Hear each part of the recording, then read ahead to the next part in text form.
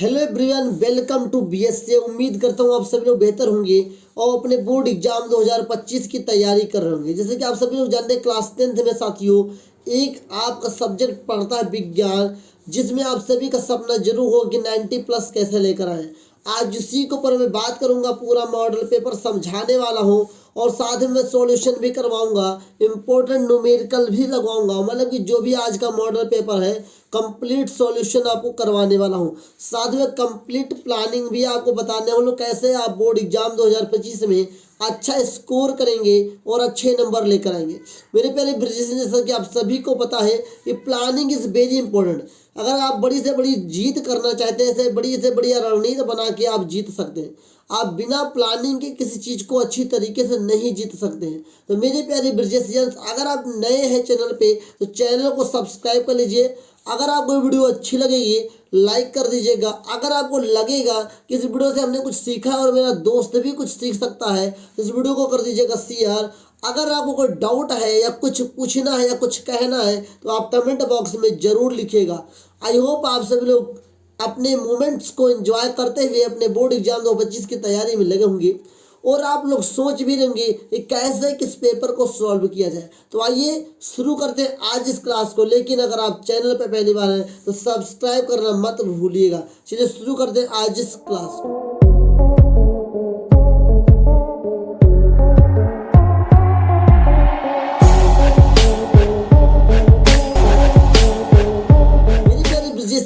आप सभी लोग ये भी ढूंढ रहे होंगे कि सबसे पहले हम लोग पहले एमसीक्यू प्रश्न हल करें या वर्णनात्मक प्रश्न। आपके मन में होता है कि पहले ओएमआर का काम करें या जो हमें कॉपी में करना है, वो सब मैं आपको बताऊंगा। कितना मेहनत करें कि विज्ञान पेपर बेहतर हो जाए, ये भी आपके मन में डाउट जरूर होगा कि कितना मेहनत किया जाए। सभी प्रश्नों का जवाब आज इस वन वीडियो के अंदर मिलने जा रहा है, तो शुरू से लेकर अंत तक जरूर। मेरे पहले अगर बात करें प्रतिदर्श प्रश्न पत्र, जो ये मतलब इसका मॉडल पेपर से एक नाम दिया गया है, इंग्लिश में बोलते हैं मॉडल पेपर। सत्र कौन सा? 2024-25, मतलब कि बोर्ड एग्जाम 2025 के लिए साथियों ये मॉडल पेपर बोर्ड एग्जाम के द्वारा, मतलब यूपी बोर्ड के द्वारा लॉन्च किया गया है। विषय आपका विज्ञान है, क्लास 10th है। 3 घंटे 15 मिनट आपको मिले हुए हैं। यहाँ पर जो आपको मिलेगा वो 70 नंबर आपको मिलेगा। निर्देश क्या है वो पढ़ लीजिए। प्रारंभ के 15 मिनट आपको प्रश्न पत्र पढ़ने के लिए निर्धारित है, जो सभी को प्रश्न पत्र जरूर पढ़ना चाहिए, मेरी राय है साथियों। प्रश्न पत्र 2 खंडों में, खंड ए और खंड बी, मतलब कि आ और बा। खंड आ और बा 3 उपखंडों में, उपखंड ए 2, 3 में विभाजित है। प्रश्न पत्र के खंड आ में बहुविकल्पीय प्रश्न है, जिसमें सही विकल्प का चुनाव आपको एमआर शीट पर नीले अथवा काले बाल पॉइंट से सही विकल्प वाले गोले को पूर्ण रूप से भरना है। ये लिखा हुआ बाल पॉइंट पेन, मतलब साथियों आपको जेल पेन का उपयोग नहीं करना है, आपको डार्ट पेन का ही उपयोग करना है। ओके, नीले या काले, लेकिन मैं सजेशन करूंगा काले पेन का उपयोग करें, ज़्यादा बेटर होगा आपको। आगे लिखा है खंड आ में बहुविकल्पीय प्रश्न है, तो प्रत्येक प्रश्न के लिए 1 अंक निर्धारित है। खंड बा में वर्णनात्मक प्रश्न है, प्रत्येक प्रश्न के सम्मुख उनके निर्धारित अंक दिए गए हैं। कौन प्रश्न कितने नंबर के हैं उसके सम्मुख लिखा होगा। खंड बा के प्रत्येक उपखंड के सभी प्रश्न एक साथ करना आवश्यक है। प्रत्येक उपखंड नए पृष्ठ से प्रारंभ किया जाए, ये बहुत इंपॉर्टेंट है। मतलब कह रहा है कि मान लेते हैं हमारा खंड 1 है, उसके बाद उपखंड 2, उसी का उपखंड 3। तो अगर ये खत्म हो जाए तो इसका नए पेज से शुरुआत जरूर करें, इसका नए पेज से शुरुआत करें। यहाँ पे लिखा हुआ है सभी प्रश्न अनिवार्य है, ये भी लिखा हुआ है। इतना आप समझ गए पेपर कैसे कर रहा है, आपको पता चल गया।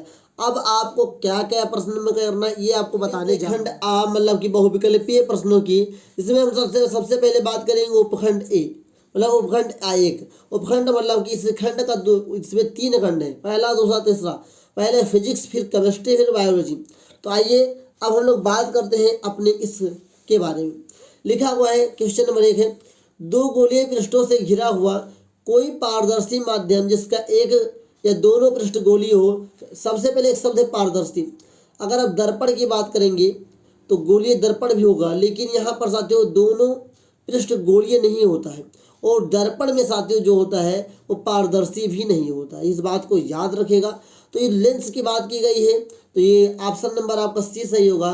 दोनों पृष्ठ गोलीय होंगे या एक होगा जो कि पारदर्शी माध्यम होगा, उसे लेंस कहते हैं। क्या कहते हैं? गोलीय लेंस कहते हैं। ओके, अगला लिखा हुआ है प्रश्न, दंत विशेषज्ञ मतलब दांत के जो डॉक्टर होते हैं मरीजों के दांतों का बड़ा प्रतिबिंब देखने के लिए किस दर्पण का उपयोग करते हैं? शब्द आया है दर्पण का उपयोग करते हैं साथियों, अवतल दर्पण का उपयोग करते हैं। किस दर्पण का? अवतल दर्पण का उपयोग करते हैं। ओके, अगला क्वेश्चन लिखा हुआ है क्वेश्चन नंबर 3, किसी उत्तल लेंस के सामने 2f और अनंत के बीच कोई बिंब रखा गया, इसका प्रतिबिंब बनेगा।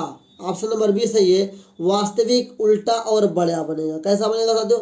वास्तविक बनेगा, उल्टा बनेगा और बड़ा बनेगा। ओके, मानव नेत्र अभिनेत्र लेंस की फोकस दूरी को समायोजित करके विभिन्न दूरियों पर रखी वस्तुओं को फोकसित कर सकता है।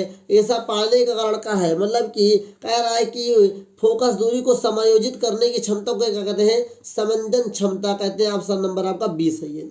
अब इसमें लिखा हुआ है 5वें में कि ये जो ए है इसको बी को मिलाइए, फिर इसमें देखिए कौन सा क्रम आपका सही है। तो मैं आपको मिला देता हूँ आपके सामने। यहाँ पे कुछ दे के रखे हैं यूनिट्स, यहाँ पे सबकी एसआई यूनिट्स दे के रखे हैं। यहाँ पे जो कुछ आपके पास घटनाएं हैं उनका मात्रक यहाँ पर दे के रखा है। तो विद्युत विभवांतर, तो विद्युत विभवांतर का मात्रक होता है ओल्ट। क्या होता था? तो ओल्ट। ओके, विद्युत विभवांतर को लिखते हैं वी से, क्या लिखते हैं? बी से लिखते हैं। ये हो गया। ओके, विद्युत धारा को वाई से लिखते हैं, इसका मात्रक होता है साथियों एम्पियर। क्या होता है? एम्पियर। इसको साथियों यहाँ से मिला देते हैं। विद्युत शक्ति को पी से लिखते हैं, इसका मात्रक होता है वाट, इसको यहाँ से मिला देते हैं। और प्रतिरोध का मात्रक होता है ओम, जिसे यहाँ से मिला देते हैं। मतलब कि पहला मिल गया चौथे से, दूसरा मिल गया पहले से, तीसरा मिल गया दूसरे से, चौथा मिल गया तीसरे से। मतलब कि इसमें कौन सुलेख होगा? तो आपका ऑप्शन नंबर डी सही है साथियों। ऑप्शन नंबर डी में बात करें तो पहला चौथे से है, दूसरा पहले से है, तीसरा दूसरे से है, चौथा तीसरे से है। उम्मीद करता हूँ आपको जरूर समझ में आया होगा। इसको याद कर लीजिए, बहुत काम की चीज़ है। अब सवाल में लिखा है 2 चालक तार जिनके पदार्थ लंबाई तथा व्यास समान है। मतलब पदार्थ की लंबाई L का मान और व्यास जो R का मान हो समान है। किसी विद्युत परिपथ में पहले श्रेणी क्रम में और फिर पार्श्व क्रम में संयोजित किए जाते हैं। श्रेणी क्रम और पार्श्व क्रम में संयोजन में उत्पन्न ऊष्माओं का अनुपात ज्ञात करना है। अनुपात ज्ञात करना है। क्या होगा साथियों?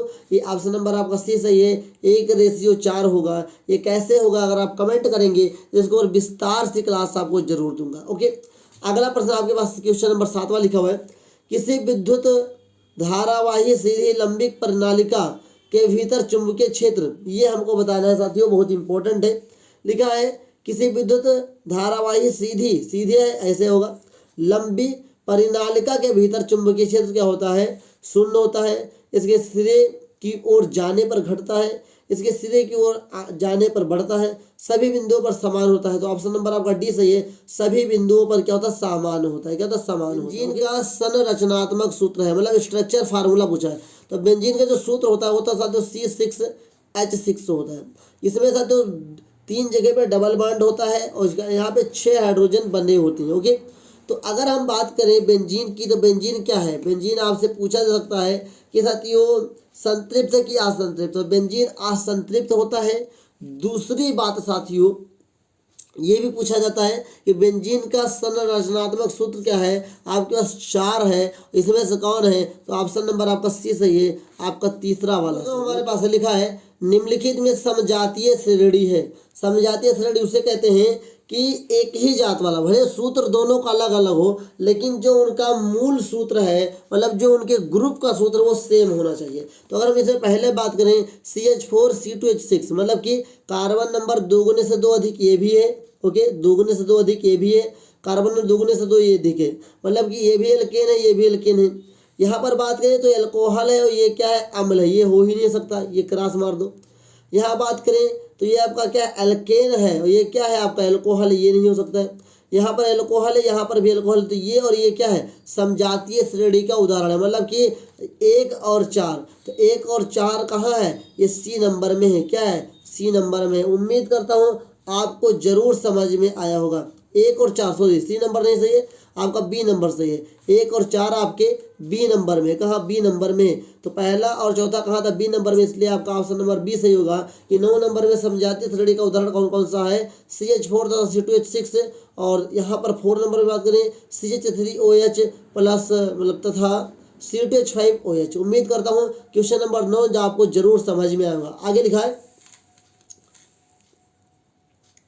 क्वेश्चन नंबर 10 लिखा है पृथ्वी की भू प्रॉपर्टी में प्राकृतिक रूप से पाए जाने वाले तत्वों को या यौगिकों को क्या कहते हैं, साथियों खनिज कहते हैं। क्या कहते हैं, खनिज। आपका ऑप्शन नंबर सी से अगर आपने खनिज की परिभाषा याद की होगी तो आपको कोई दिक्कत नहीं हुआ होगा। आगे देखते हैं, लिखा है दांतों का क्षय कब प्रारंभ होता है, मतलब दांतों को नुकसान कब प्रारंभ होता है। ऑप्शन नंबर ए मुंह का pH 5.5 से अधिक होने पर, मुंह का pH 5.5 से कम होने पर, मुंह का pH 7 होने पर, इनमें से कोई नहीं। तो ऑप्शन नंबर आपका बी सही होगा, मुंह का pH 5.5 से कम होने पर। उम्मीद करता हूँ ये आपको जरूर समझ में आया होगा।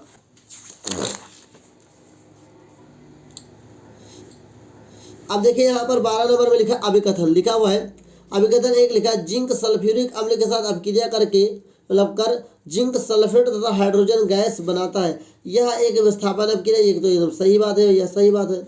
नंबर 2 तर्क लिखा हुआ है जिंक ऑक्सीजन के साथ अभिक्रिया कर जिंक ऑक्साइड बनाता है, यह भी सही है। लेकिन अब नीचे पढ़ते हैं जो हमारे पास ऑप्शन लिखा है, दोनों अभिकथन नंबर 1 तथा तर्क दूसरा सही है तथा तर्क दूसरा अभिकथन का सही स्पष्टीकरण है। जी नहीं, स्पष्टीकरण नहीं है। दूसरा अभिकथन आपका जो है 1 तथा तर्क दोनों सही तो दोनों है, परंतु तर्क अभिकथन का स्पष्टीकरण नहीं है। एकदम ऑप्शन नंबर आपका बी सही है। दोनों अपने आप में सही तो है, इसका मतलब ये नहीं कि जो तर्क कह रहा है उसका मतलब वहाँ पर अभिकथन में उपयोग कर लिया जाएगा। मतलब आप लोग समझ चुके होंगे कि आपका ऑप्शन नंबर आपका बी सही होगा। आगे लिखा हुआ है साथियों क्वेश्चन नंबर 13 में निम्नलिखित रासायनिक समीकरण को पूरा कीजिए। मतलब यहाँ पर क्या जोड़ दिया जाए कि रासायनिक समीकरण पूरा हो जाए। मतलब ध्यान से देखिए, यहाँ NaOH है, यहाँ पर CH3CO Na है, H2O है, मतलब यहाँ पर एक H जुड़ा है।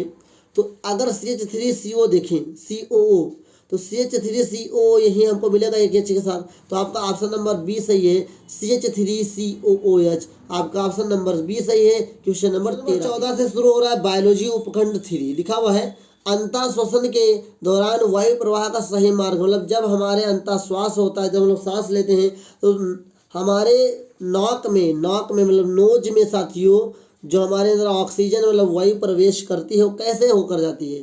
तो ऑप्शन नंबर आपका डी से नासा द्वार से होते हुए ग्रसनली में जाता है, ग्रसनी से कंठ में जाता है, कंठ से श्वास नली में जाता है, मतलब कूपकाय में जाता है। उम्मीद करता हूँ ये आपको जरूर समझ में आएगा और इसको लिखकर अच्छी तरीके से याद ही कर लीजिए। ओके, अगला लिखा है क्वेश्चन नंबर 15 में लिखा है निम्नलिखित कथन तथा कारण को पढ़कर दिए गए विकल्पों में से सही विकल्प का चयन कीजिए। कथन क्या है, पिता से प्राप्त क्रोमोसोम से बच्चों के लिंग का निर्धारण होता है।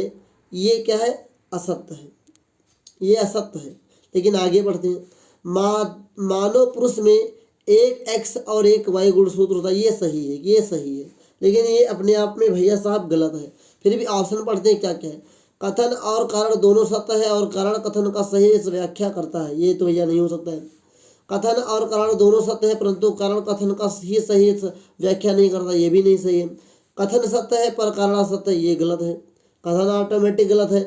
कथन असत्य है पर कारण सत्य है, ऑप्शन नंबर डी आपका सही है। पिता से प्राप्त क्रोमोसोम से बच्चों के लिंग का निर्धारण नहीं होता है।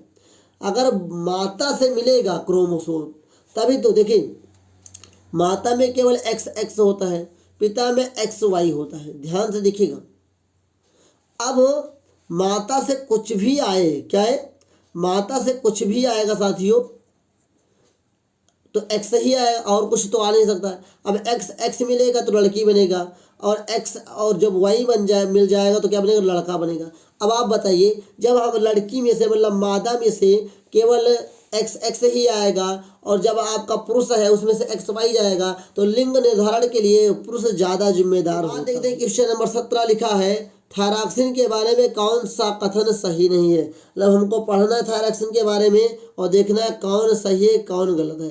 थायरॉक्सिन के संश्लेषण के लौ आवश्यक होता है। यह शरीर में कार्बोहाइड्रेट प्रोटीन और वसा और कर लीजिए और वसाओं के उपापचय का नियमन करता है। थायरॉक्सिन के संश्लेषण के लिए थायराइड ग्रंथ को आयोडीन की आवश्यकता होती है। थायरॉक्सिन को थायराइड हार्मोन्स भी कहते हैं। आपका ऑप्शन नंबर ए सही नहीं है। थायरॉक्सिन के संश्लेषण के लौ आवश्यक नहीं होता है। ओके, इस बात को याद रखिएगा। लेकिन इसमें लिखा लौ आवश्यक होता है, यही सही नहीं है। आपका option number A question number 17 के लिए सही है। उम्मीद करता हूँ आपको समझ में जरूर आया होगा। और आइए आगे बढ़ते हैं। क्वेश्चन नंबर 18 आपका लिखा हुआ है निम्नलिखित चित्र में ए बी सी का क्रम हमें बताना है। ए क्या है, यहाँ पर ए लिखा हुआ है, बी क्या है और सी क्या है, इसके बारे में हमें बताना है। तो यहाँ पे देखिए बीज पत्र, प्रांकुर और मूलांकुर। फिर लिखा है प्रांकुर, मूलांकुर और बीज पत्र।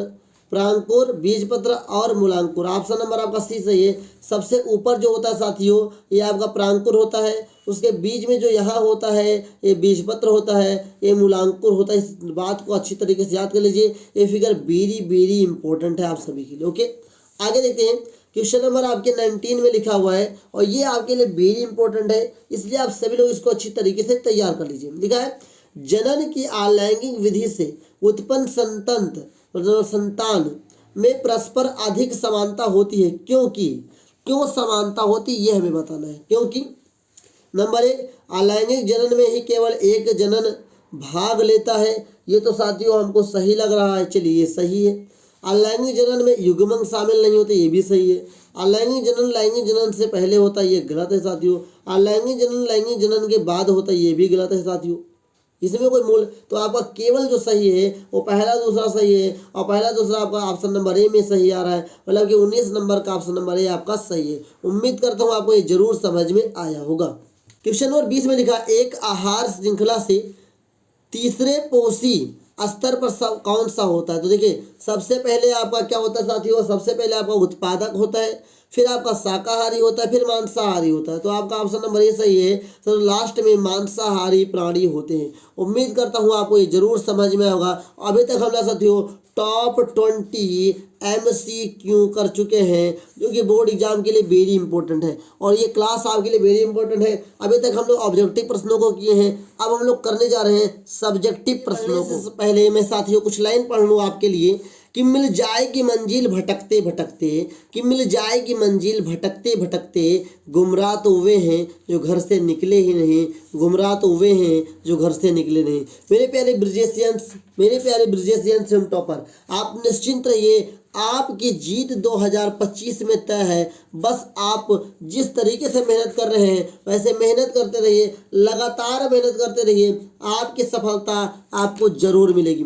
मेरे प्यारे ब्रिजेशियंस, अब हम लोग देखने जा रहे हैं वर्णनात्मक प्रश्नों को, जो आपके बोर्ड एग्जाम 2025 के लिए वेरी इंपॉर्टेंट है। सबसे पहला प्रश्न साथियों लिखा है दृष्टि दोष किसे कहते हैं, यह कितने प्रकार के होते हैं। तक आप लोगों ने जो भी आपने कहीं देखा हुआ किसी की वीडियो में, तो आपको केवल प्रश्न बता दिया जाता था, लेकिन आज इस क्लास में, पहले मैं भी प्रश्न बता देता था, लेकिन आज इस क्लास में मैं सभी का उत्तर जरूर बताने वाला हूं। तो जो कि मैंने आपके लिए पहले से लिख लिया है आपको समझाने के लिए, तो आप निश्चिंत रहिए। सबसे पहला प्रश्न हमारा है दृष्टि दोष किसे कहते हैं या कितने प्रकार का है। ये साथियों कितने नंबर का, 2 नंबर का प्रश्न है। कितने नंबर का प्रश्न है, 2 नंबर का। तो आइए इसका जवाब हम लोग देते हैं। देखिए सबसे पहले हम लिखेंगे इसे उत्तर नंबर 1 दृष्टि दोष के बारे में। दृष्टि दोष किसे कहते हैं, सिलेरी मसल जिसे कहते हैं, सिलेरी मांसपेशियों की आंखों के लेंस की मोटाई को जरूरत के हिसाब से बदलने और रेटिना पर किसी वस्तु की छवि मतलब प्रतिबिंब बनाने में असमर्थता मतलब ताकत कम हो जाती है, दृष्टि दोष कहलाते हैं। सीधा सीधा कहना है कि जब सिलेरी मसल्स में आंखों के लेंस की मोटाई को जरूरत के हिसाब से बदलने और रेटिना पर प्रतिबिंब, कहने का मतलब कि सिलेरी मसल्स में जो होता है कि जो आंखों का लेंस घटा बढ़ा नहीं सकती है, उसी को साथियों क्या कहते हैं, दृष्टि दोष। ये 3 प्रकार के मुख्य रूप से होते हैं, वैसे 5 प्रकार के होते हैं, लेकिन मुख्य प्रकार से 3 प्रकार के होते हैं, जो आपके सिलेबस में देखे रखा। पहला मायोपिया जिसे बोलते हैं निकट दृष्टि दोष, दूसरा है हाइपरमेट्रोपिया जिसे बोलते हैं दूर दृष्टि दोष, फिर आपका है प्रेसबायोपिया जिसे कहते हैं जरा दृष्टि दोष। इतना लिखने से साथियों आपको 2 नंबर मिलेंगे। कितने मिलेंगे, 2 नंबर। और आपके ये 2 नंबर वेरी इंपॉर्टेंट है, याद कर लीजिए। अपने कॉपी में जा करके इन सभी तीनों के बारे में डिटेल से पढ़ लीजिए। इससे एक प्रश्न जरूर आएगा जो कि 4 नंबर का भी होगा। आइए अब अगले प्रश्न की ओर चलते हैं। अगला प्रश्न लिखा हुआ इसी में साथियों लिखा है आकाश में इंद्रधनुष केवल वर्षा के पश्चात ही क्यों दिखाई देते हैं? लो भाई, इसका जवाब ही मैं आपको दे रहा हूँ। लिखा है हमें आकाश में इंद्रधनुष सिर्फ बारिश के बाद ही दिखाई देता है। सही बात है, क्योंकि पानी की बूंदें सूरज की रोशनी को रंग बिरंगा करके बिखेर देती हैं। क्योंकि, फिर से मैं क्योंकि लिखा, क्योंकि वर्षा के पश्चात वायुमंडल में पानी की कुछ बूंदें बच जाती हैं जो प्रिज्म की भांति कार्य करती हैं। मतलब कि बारिश होता है, बारिश के पश्चात साथियों इंद्रधनुष निकलता है। क्यों निकलता है? क्योंकि बारिश के बाद वायुमंडल में वर्षा की कुछ बूंदें टिक जाती हैं, रुक जाती हैं कुछ समय के लिए, जो साथियों प्रिज्म के भांति कार्य करती हैं। इस कारण से साथियों सूर्य निकलने पर साथियों वर्षा के बाद इंद्रधनुष का बन जाना क्या कहलाता है? एक साथियों वायुमंडलीय घटना है। क्या है? वायुमंडलीय घटना है। आइए साथियों आगे बढ़ते हैं। हमारा साथियों दूसरा प्रश्न है, लिखा है उत्तल लेंस को अभिसारी लेंस क्यों कहा जाता है? और इसी में दूसरा प्रश्न है अवतल दर्पण तथा उत्तल दर्पण के उपयोग लिखिए। इन दोनों का जवाब आपके सामने है। लिखा है उत्तल लेंस को अभिसारी लेंस कहा जाता है क्योंकि यह प्रकाश की समांतर किरणों को एक बिंदु पर अभिसारित करता है। उत्तल लेंस कैसे होता है? ऐसे ही तो होता है साथियों। बीच में क्या होता है? मोटा, किनारों पर पतला होता है। अब जब यहाँ से प्रकाश पड़ेंगी तो इधर आकर एक ही स्थान पे क्या होंगी? एकत्रित हो जाएंगी। इस कारण से इसे अभिसारी लेंस कहा जाता है। दूसरी सवाल था इसी में अवतल दर्पण का उपयोग, तो चेहरा देखने में, वाहनों के लाइटों के हेड मिरर के रूप में, कान, दांत आदि डॉक्टर उपयोग करते हैं इसका, जो मैंने आपको पहले ऑब्जेक्टिव में करा के रखा है। फिर उत्तल दर्पण के उपयोग के बाद बात करें तो ड्राइवर सीट के बगल में पीछे के वाहनों को देखने के लिए, स्ट्रीट लाइट में, एटीएम में भी इसका उपयोग करते हैं। आपने देखा होगा कहीं कहीं रोड पर भी ये लाइटें लगी होती हैं जहां पर उत्तल दर्पण का उपयोग करते हैं। उम्मीद करता हूँ ये आपको क्वेश्चन नंबर 2 अच्छी तरीके से समझ में आया होगा कि उत्तल लेंस को अभिसारी लेंस क्यों कहते हैं और उत्तल दर्पण और अवतल दर्पण का उपयोग भी आपको पता चल गया होगा। क्वेश्चन नंबर 3 साथियों आप सभी के सामने है। लिखा हुआ है किसी 4 ओम प्रतिरोध से प्रति सेकंड 100 जूल ऊष्मा उत्पन्न हो रही है। प्रतिरोध के सिरों पर विभवांतर ज्ञात कीजिए। हमें V का मान निकालना है। ओके, जब भी आप बोर्ड एग्जाम में इस प्रश्न को हल करेंगे ऐसे ही लिखेंगे। उत्तर नंबर 3 डालेंगे, पहला हल कर रहे हैं पहला लिखेंगे, फिर लिखेंगे हल लिखेंगे। दिया है कि R बराबर 4 ओम, T बराबर 1 सेकेंड। वहाँ पे क्या हो गया भैया? 1 लिखा है भी नहीं तो प्रति तो लिखा है, तो प्रति का मतलब 1 हो गया। और H कहाँ से आया? तो जो ऊष्मा दे के रखा है वो H हो गया। और हमें B निकालना है। तो पहले हमें सबसे पहले V निकालने के लिए I चाहिए। B निकालने के लिए हमें I चाहिए। I कैसे निकालेंगे? सूत्र होता है साथियों H बराबर I स्क्वायर RT, ये सूत्र होता है साथियों। अब H का मान हमारे पास कितना देके रखा? 100 रखेंगे बराबर I स्क्वायर हो जाएगा, गुणे R का मान साथियों 4 रखेंगे, T का मान 1 रखेंगे। उम्मीद करता हूँ ये आपको जरूर समझ में आया होगा और धीरे धीरे आप चीज़ों को समझ पे आ रहे होंगे। तो अगर 4 एकम 4 करेंगे तो ये 100 बराबर क्या हो जाएगा? I के पावर 2 गुणे 4 हो जाएगा। अब हम इस 4 को इधर लेकर आएंगे तो इधर गुणे में नीचे भाग में हो जाएगा। तो हम कह सकते हैं कि I स्क्वायर बराबर 100/4 हो जाएगा। ओके, अब जब हम काटेंगे तो कटेगा भी साथियों। लिखेंगे 4 एकम 4, 25 चौको 100। तो ये क्या हो जाएगा साथियों? ये हो जाएगा आपका I स्क्वायर बराबर 25 और स्क्वायर हटेगा तो रूट लग जाएगा। I बराबर क्या हो जाएगा साथियों? √25। और हम कहेंगे कि I बराबर क्या होता है? √25 का मान 5 होता है। चूंकि I आपका विद्युत धारा है तो इसका मान एम्पियर होगा। ये हमारा I का मान निकल आया। हमें निकालना वस्तुतः V का मान था। तो हम क्या करेंगे? यहाँ लाइन खींचेंगे, लिखेंगे विभवांतर। क्या लिखेंगे? विभवांतर। ध्यान दीजिएगा, विभवांतर V = IR। आपने एक सूत्र पढ़ा होगा। तो अगर हम I की बात करें, I हमारे पास यहाँ पर 5 है, हम यहाँ पर 5 लिखेंगे, गुणे R की बात करें तो R हमारे पास 4 है, यहाँ पर 4 लिखेंगे। तो 5 को कितना होगा? 20। और साथ विभवांतर को ओल्ट से लिखते हैं। ओल्ट इसका SI यूनिट होता है, तो ओल्ट लिख के अपना आंसर कर लेंगे। तो हमारा क्वेश्चन नंबर 3 का पहला सवाल जिसमें को V निकालना था ये निकल आया। उम्मीद करता हूँ ये आपको जरूर समझ में आया होगा। तीसरे में ही दूसरा लिखा है 20 ओम प्रतिरोध की कोई विद्युत स्त्री 5 एम्पियर विद्युत धारा लेती है। 30 सेकंड में उत्पन्न ऊष्मा परिकलित कीजिए, मतलब यहाँ पे हमें ऊष्मा निकालनी है। तो सबसे पहले हम लिखेंगे, दिया है कि R बराबर 20 ओम, I बराबर 5 एम्पियर, T बराबर 30 सेकेंड और H का मान निकालना है। तो लिखेंगे H बराबर क्या सूत्र होता है, I स्क्वायर RT होता है। तो I का मान कितना देके रखा है साथियों, 5 देखा है, 5 का स्क्वायर हो जाएगा। R का मान कितना है, 20 है, ओके, और T का मान कितना है, 30 सेकंड है, ओके। 5 का स्क्वायर 25 हो जाएगा, गुणे 20 रखेंगे, गुणे 30 हो जाएगा। इसको मैं गुणा करूंगा, तो जब मैं 25 को 20 से गुणा करूंगा तो 25 गुना 50, एक जीरो लगा, जीरो लगाएंगे और गुणे 30 लगाएंगे। और जब हम 500 को 30 से गुणा करेंगे तो साथ ये 15,000 है, कितना आएगा, 15,000। और चूंकि हमें ऊष्मा निकालना है तो 15,000 जूल में होगा, क्या होगा, 15,000 जूल। उम्मीद करता हूँ आपको ये क्वेश्चन नंबर तीसरे का दूसरा न्यूमेरिकल जो है ये भी समझ में आया होगा। आइए आगे बढ़ते हैं। क्वेश्चन नंबर 4 है, यहाँ पे अथवा वाला भी है और आपके पास ये भी है। मैं यहाँ पे ये कर रहा हूँ, आप इसको देख करके अपनी कॉपी से तैयार कर लीजिएगा। और क्वेश्चन नंबर 4 जो है 6 नंबर का, इसमें 3 प्रश्न है, कोई प्रश्न अकेला 6 नंबर का भी आ सकता है और एक 6 नंबर का न्यूमेरिकल भी आ सकता है इसके स्थान पे। तो आप निश्चिंत रहिए, सभी प्रश्नों का जवाब आप कर लेंगे, बस आप निश्चिंत क्लास में लगे रहें। देखिए इसमें पहला प्रश्न लिखा है, दो चुंबकीय क्षेत्र रेखाएं एक दूसरे को प्रतिच्छेद क्यों नहीं करती, इसका भी जवाब देंगे। इसमें लिखा है चुंबक क्षेत्र रेखाओं के गुणों को लिखिए, ये भी लिखेंगे। तीसरा लिखा है किसी चुंबकीय क्षेत्र में स्थित विद्युत धारावाही चालक पर आरोपित बल कब अधिकतम होता है, इसके बारे में भी बताएंगे। आइए एक एक करके सभी का जवाब हम लोग देख लेते हैं। अब प्रश्न संख्या 4 में बात करें तो सबसे पहले प्रश्न था हमारे कि दो चुंबकीय रेखाएं एक दूसरे स्थान पर क्यों नहीं काट सकती हैं, इसके बारे में बात करेंगे। तो लिखेंगे दो चुंबकीय रेखाएं एक दूसरे को कभी नहीं काटती, ये तो हमें पता है, लेकिन क्यों नहीं काटती हैं। यदि काटती तो कटायन बिंदु पर दो स्पर्श रेखाएं खींची जा सकती थी, अर्थात उस बिंदु पर चुंबकीय क्षेत्र की दो दिशाएं होती, जो कि असंभव है। क्या है, असंभव है। इसलिए दो चुंबकीय क्षेत्र रेखाएं एक दूसरे को कभी नहीं काट सकती है। अगला सवाल था चुंबकीय क्षेत्र रेखाओं के गुण लिखना था। चूंकि 2 नंबर का सवाल है, 2 ही गुण लिख के काम चला लेंगे। पहला गुण है चुंबकीय क्षेत्र रेखाएं, मतलब चुंबकीय रेखाएं सदैव चुंबक के उत्तरी ध्रुव से, मतलब जो है आपका चुंबक होता है इसके 2 पोल होते हैं, एक होता है नॉर्थ पोल, एक होता है साउथ पोल। तो यहाँ से चलती हुई साउथ में जाकर अंत होती है, फिर साउथ से चलते हुए उत्तर में आगे अंत होती है, ओके। तो उत्तरी ध्रुव से निकलती हुई तो एक वक्र बनाती हुई दक्षिणी ध्रुव में प्रवेश करती है, फिर चुंबक के भीतर से होते हुए पुनः उत्तरी ध्रुव में वापस आ जाती है, ओके।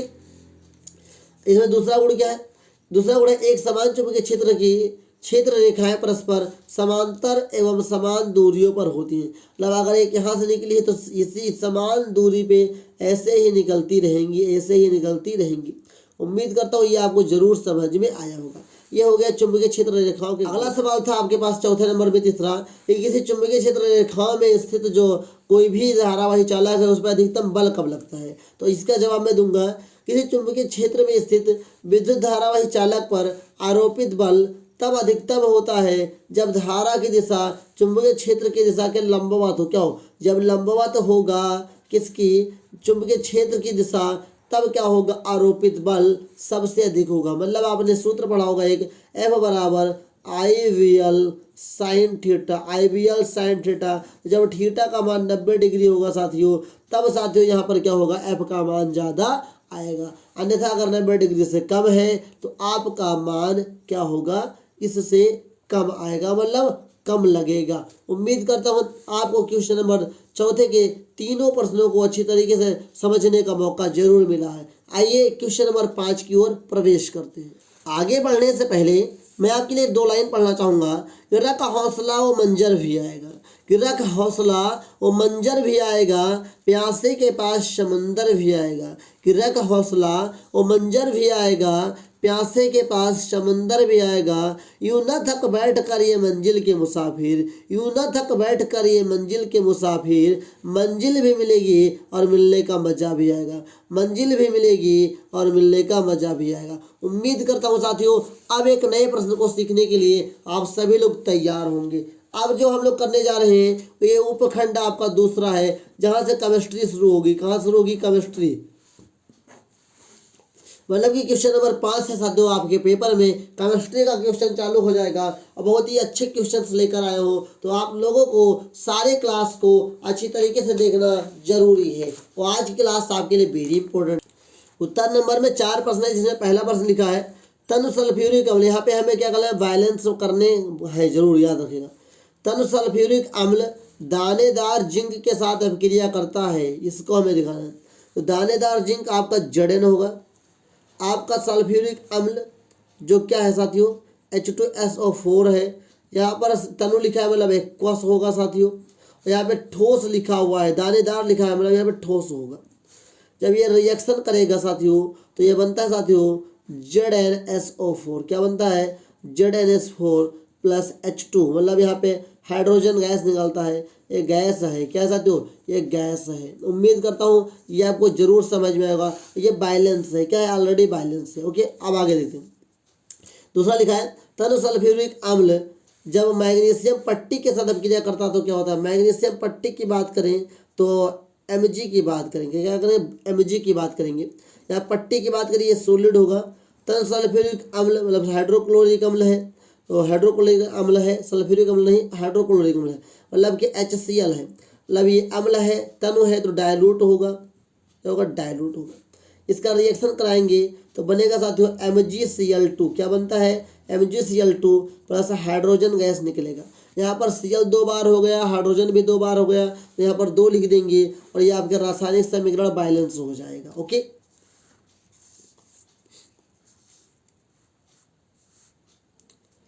अगला लिखा हुआ है नाइट्रोजन हाइड्रोजन गैस से संयोग करके अमोनिया बनाता है।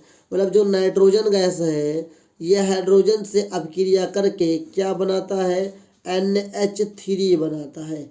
क्या बनाता है साथियों, NH3 बनाता है। इस चीज़ को याद रखिएगा। तो यहाँ पर हम कैसे क्या करेंगे, इसको क्या करना होगा, ये चीज़ मैं आपको समझाने जा रहा हूँ। तो यहाँ पर हमें बैलेंस है ही नहीं, हाइड्रोजन 3 है। यहाँ पे हाइड्रोजन, यहाँ पे 3 डायरेक्ट रख नहीं सकते हैं। अगर हम यहाँ पे 3 रख देंगे डायरेक्ट तो यहाँ पे हमें 2 रखना पड़ेगा। H2 कर लेते हैं, केवल ये लिया नहीं जाता है तो CH3H2 हो गया। तो यहाँ 2 लिखेंगे तो यहाँ पर भी 2 लिखना जरूरी हो जाएगा, तभी तो 3 दूनी 6 होगा। तो यहाँ 2 लिखेंगे तो 2 नाइट्रोजन के लिए भी लिखना पड़ेगा। ओके, मतलब नाइट्रोजन हाइड्रोजन से हमने अभिक्रिया कराया, बनाया अमोनिया गैस। अमोनिया का स्रोत होता है NH3। NH3 में हमारे पास 3 हाइड्रोजन हो गया तो 3H2 लिख देंगे। यहाँ पे जब H2 लिखेंगे तो 3 दूनी 6 हाइड्रोजन हो जाएगा, तो 2H3 लिखेंगे और यहाँ पे 2 लिखेंगे तो नाइट्रोजन भी 2 बार हो गया। तो नाइट्रोजन को 2 करने के लिए यहाँ पर 2 से गुणा किया जाएगा। अब आगे देखते हैं, लिखा चौथा नंबर है हाइड्रोजन सल्फाइड गैस का वायु में दहन होने पर जल एवं सल्फर डाइऑक्साइड बनता है। हाइड्रोजन सल्फाइड गैस है। हाइड्रोजन सल्फाइड गैस की बात करें तो क्या है, H2S, ये हाइड्रोजन सल्फाइड गैस होता है। इसमें जब हम वायु में दहन कराएंगे O2 के संग तो हमें क्या बनता है, इस चीज़ को देखने हैं। दहन करने पर जल एवं सल्फर डाइऑक्साइड बनता है, मतलब कि SO2 बनता है और H2O बनता है। यहाँ पे SO2 बना, H2 बना, H2O, यहाँ पे 3 हो गया तो यहाँ पे 3 यहाँ लिख देंगे, 3 दूनी 6, मतलब ऑक्सीजन बढ़ा है तो हमें और कुछ तो बढ़ाना पड़ेगा। अब अगर यहाँ पर 2 लिख ले, प्यारे बच्चों के यहाँ पर कितना लिख ले, 2 लिख ले तो दिक्कत है। यहाँ पर 2 लिख लें तो भी दिक्कत है, तो यहाँ पर 2 लिख लेते हैं। क्या लिख लेते हैं, 2 लिख लेते हैं। तो यहाँ पर भी 2 लिखना पड़ेगा, क्यों, तो हाइड्रोजन को बैलेंस करने के लिए। तो 2 दूनी 4, 2 दूनी 4, यहाँ पे 2 हाइड्रोजन और 2 हाइड्रोजन 4 हो गया। हमें 6 ऑक्सीजन चाहिए, यहाँ पे 2 ऑक्सीजन, यहाँ पर भी 2 ऑक्सीजन, तो कितने ऑक्सीजन, 4 ऑक्सीजन हो गए। हमको चाहिए कितने, 6, तो यहाँ पर सल्फर तो 2 है, तो यहाँ पर 2 तो लगाना पड़ेगा। अब आपका ये बैलेंस हो गया। उम्मीद करता हूँ जो आपको बैलेंस करना था ये वेरी इंपॉर्टेंट था, इसको आप अच्छी तरीके से स्क्रीनशॉट ले सकते हैं। ये आपके बोर्ड एग्जाम 2025 के लिए वेरी इंपॉर्टेंट है, अच्छी तरीके से तैयारी करना है। आइए अब अगले प्रश्न की ओर बढ़ते की बात करें। लिखा है निम्नलिखित का कारण बताइए। यहाँ पर 2 प्रश्न है। पहला, प्लेटिनम, सोना एवं चांदी का उपयोग आभूषण बनाने के लिए क्यों किया जाता है, ये हमें बताना है। फिर निष्कर्षण प्रक्रम में कार्बोनेट एवं सल्फाइड आयस्क को ऑक्साइड में परिवर्तित क्यों किया जाता है, ये हमें पहले बताना होगा। ये सभी का जवाब मैं दूंगा, बस आप बने रहिए। पहले आप अपने 6 नंबर के पहले का जवाब ले लीजिए कि प्लेटिनम, चांदी और सोने का हम आभूषण के रूप में उपयोग क्यों करते हैं। तो लिखा है प्लेटिनम सोना एवं चांदी का उपयोग आभूषण बनाने में किया जाता है, क्योंकि ये धातुएं बहुत ही कम अभिक्रियाशील हैं तथा ये संक्षरित नहीं होती हैं। सबसे खास बात है कि चांदी और प्लेटिनम और सोना संक्षरित नहीं होती है, मतलब कि पसीने से घटती नहीं है। हाँ, अभिक्रिया बहुत अभिक्रियाशील कम है, मतलब बहुत ही कम अभिक्रिया करती है। अगर मान लो ये अभिक्रिया करने लगे, पानी से भीग जाओ, ऑक्सीकृत होने लगे तो बड़ी दिक्कत है। तो सबसे खास बात क्या है कि प्लेटिनम सोना चांदी ऑक्सीकृत नहीं होती, अभिक्रियाशील कम है, और सबसे खास बात है कि संक्षरित नहीं होती है, इसलिए इनका आभूषण के रूप में उपयोग किया जाता है। इसके दूसरे प्रश्न की बात करें कि निष्कर्षण में कार्बोनेट और सल्फाइड को हम ऑक्साइड में क्यों बदलते हैं। तो लिखा निष्कर्षण प्रक्रम में कार्बोनेट एवं सल्फाइड अयस्क को ऑक्साइड में इसलिए परिवर्तित किया जाता है क्योंकि धातु का निष्कर्षण उनके कार्बोनेट या सल्फाइड की तुलना में उनके ऑक्साइड से आसान से हो जाता है। मतलब कि कार्बोनेट और सल्फाइड अयस्क को अगर ऑक्साइड में परिवर्तित कर लिया जाता है तो उनसे धातु का निष्कर्षण बहुत ही आसान तरीके से किया जा सकता है। तो ये आपका क्वेश्चन नंबर 6 भी हो गया। अब यहाँ पर देखिए आपका क्वेश्चन नंबर 7 में 2 प्रश्न है। पहला प्रश्न है आपका किससे 3 प्रश्न है, पहला लिखा है और ये 6 नंबर का प्रश्न है, इस चीज को याद रखिएगा। लिखा है सहसंयोजी आबंध किसे कहते हैं। सहसंयोजी आबंध के 2 लक्षण के बारे में बताना है। फिर निम्नलिखित यौगिकों के आईयूपीएसी नामांकन नाम बताना है। फिर हमको बताना है कठोर जल को साबुन से उपचारित करने पर छाग का निर्माण समझाइए। मतलब जो साबुन है अगर हम गंदे हाथ को धोते हैं तो छाग क्यों निकलता है, ये मतलब फेना क्यों निकलता है, ये हमें समझाना है। तो आइए सबसे पहले सहसंयोजी आबंध के बारे में देखते हैं और उसके लक्षणों के बारे में देखते हैं। देखते हैं क्वेश्चन नंबर 7 का पहला लिखा है 2 परमाणुओं के बीच इलेक्ट्रॉनों के जोड़े को साझा करने से बने रासायनिक बंधन को सहसंयोजी आबंध कहते हैं। मतलब 2 परमाणु अगर जुड़े हुए हैं, जो भी इलेक्ट्रॉन के बंधन बनेंगे उसे सहसंयोजी आबंध कहते हैं। इसे आणविक बंधन भी कहते हैं, ये बहुत इंपॉर्टेंट है, कभी कभी आणविक बंधन भी पूछ लेता है। इसके 2 लक्षण निम्नलिखित हैं। पहला है इन अणुओं में भीतर प्रबल आबंध होता है, मतलब बहुत घनिष्ठ से जुड़ जाते हैं, लेकिन इनका अंतराणुक कम होता है। भीतर तो होता है लेकिन अंतराणुक बल जो होता है कम होता है। इनका क्वथनांक कम होता है, मतलब इनका जो बीपी होता है ये क्या होता है साथियों, ये कम होता है। बॉइलिंग पॉइंट क्या होता है, कम होता है। ये क्वेश्चन नंबर 7 का पहला प्रश्न का पहला जवाब। तीसरा ये था ये कठोर जल, मतलब ये जब हमारे हाथ में गंदगी लगी हो और उसको धोते हैं तो झाग क्यों निकलता, फेना क्यों निकलता, ये हमें बताना है।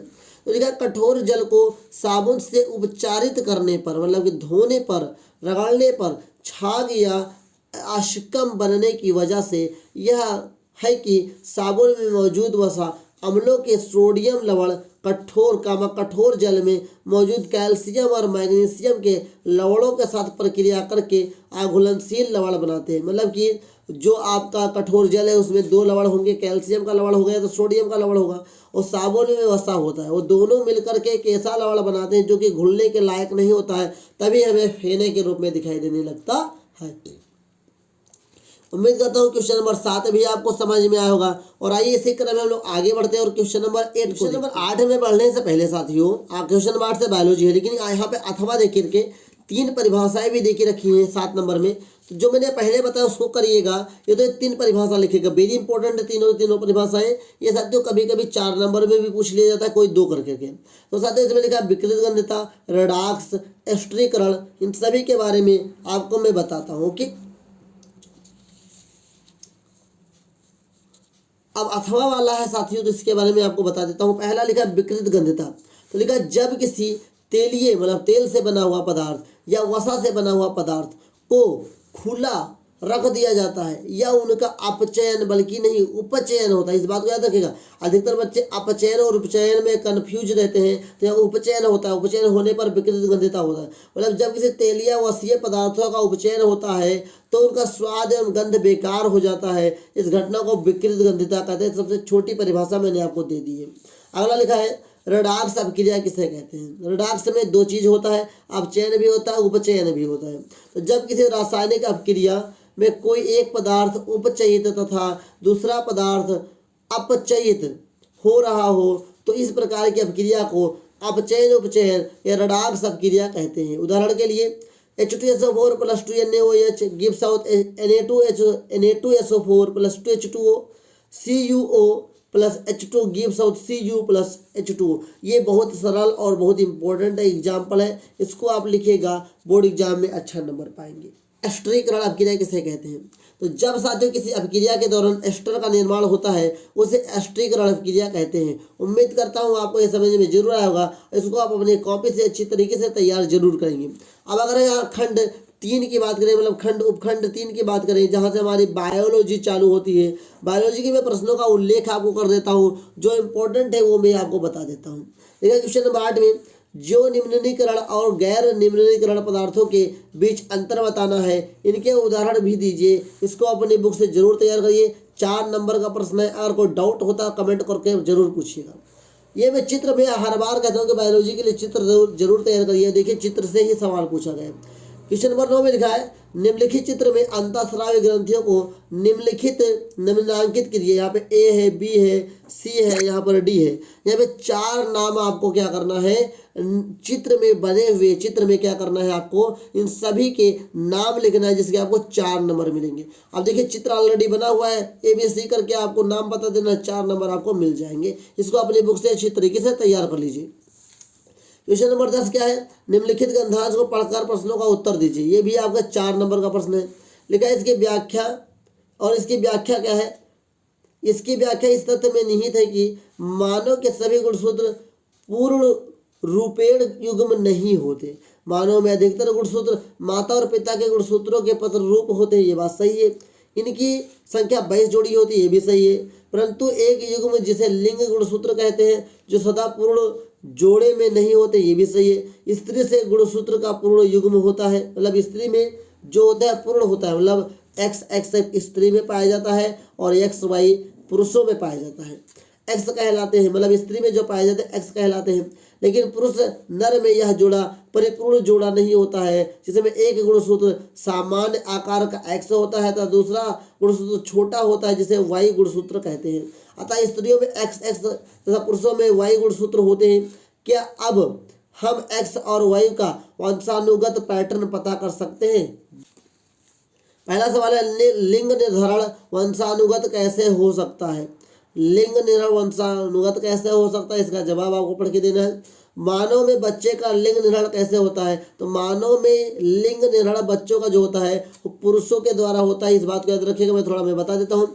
मान लीजिए ये आपकी महिला है कोई, और ये आपका पुरुष है XY, और यहाँ से निषेचन होगा, तो मान लेते हैं यहाँ से X आया, यहाँ से X आया, तो क्या बना XX। तो XX महिला मतलब लड़की बनेगी, क्या बनेगी, लड़की बनेगी। ओके, और यहाँ से X चला और यहाँ से Y चला और ये मिले तो क्या बना XY, तो क्या बनेगा, लड़का। ओके, लड़का। ओके, उम्मीद करता हूँ आपको ये लड़का लड़की का समझ में जरूर है वो कैसे निर्माण होता है। अब अगला क्वेश्चन नंबर 11 लिखा हुआ है मानव आहार नाल का आरेख बनाइए। मैंने कई बार बोला चित्र जरूर तैयार करिए। बायोलॉजी में आहार नाल का चित्र बनाना है, उसमें निम्नलिखित भागों को लिखना है। सभी भागों को नहीं, निम्नलिखित भागों को, केवल मुख के बारे में लिखना है, ग्रासिका के बारे में लिखना है, अमाशय के बारे में लिखना है, छोटी आंत के बारे में लिखना है। अगर इसको नहीं करते तो दूसरा चित्र है, चित्र ही बनाना रहता है। बायोलॉजी में 6 नंबर वाले प्रश्न में अधिकतर चित्र ही पूछता है। लिखा है स्त्री केसर का स्वच्छ एवं निम्नांकित आरेख बनाइए तथा उसमें पराग नली की वृद्धि और बीजांड में उसके प्रवेश करते हुए दिखाइए। बहुत इंपॉर्टेंट प्रश्न है, वेरी इंपॉर्टेंट ये भी प्रश्न है साथियों, और ये भी वेरी इंपॉर्टेंट प्रश्न है। आप अच्छी तरीके से तैयारी कर लीजिए। मैंने आपको पूरा का पूरा अच्छी तरीके से डायग्राम को भी बता दिया क्या क्या इंपॉर्टेंट है, और मैंने सभी प्रश्नों का उत्तर देने का प्रयास भी किया है। जो आपके लिए इंपॉर्टेंट है मैंने आपको जरूर बताया है, जो आपके लिए नहीं इंपॉर्टेंट है वो नहीं बताया है। और अच्छी तरीके से तैयारी कर लीजिए और बोर्ड एग्जाम 2025 में अच्छा नंबर लेकर आइए। देखिए साथियों, इतनी मेहनत के बाद सारा कंटेंट तैयार होता है, आपके लिए इतनी मेहनत की जाती है कि आपके बोर्ड एग्जाम 2025 में इतना अच्छा नंबर आ जाए कि आप इतना प्लानिंग करके रखें कि 90+ तो जरूर आएगा, अगर आप अच्छी तरीके से तैयारी करेंगे। तो आज की क्लास कैसी लगी कमेंट बॉक्स में जरूर बताइए। बाकी जो कुछ डाउट हो वो भी पूछ लीजिए। वीडियो अच्छी लगी हो तो लाइक करके शेयर कर दीजिए, और चैनल पे पहली बार है तो सब्सक्राइब करना मत भूलिए। आज के लिए इतना रखते हैं। कैसा लगा ये मॉडल पेपर का क्लास कमेंट में जरूर बताइए, और किस सब्जेक्ट का मॉडल पेपर आपको चाहिए उससे भी बताइए। बाकी आज की इतना रखते हैं, मिलेंगे नेक्स्ट क्लास में, तब तक के लिए जय हिंद, वंदे मातरम साथियों।